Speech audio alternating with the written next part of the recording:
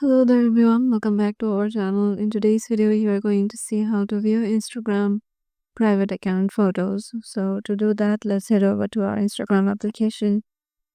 So once you're there, make sure you have logged in into your desired account and then head over to your profile by tapping the profile icon on the lower right corner.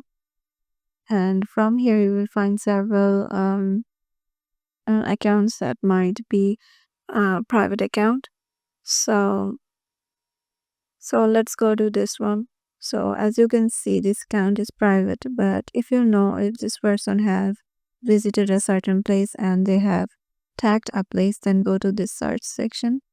Then suppose you know the tagged place is let's say um Paris or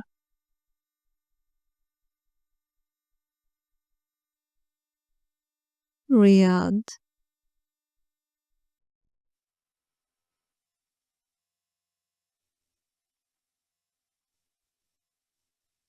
So let's see this place.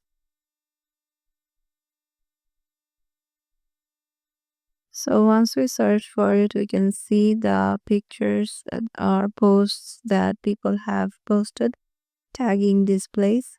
So yeah, their pages might be private, but their photos or posts are in here available because they have tagged that specific place.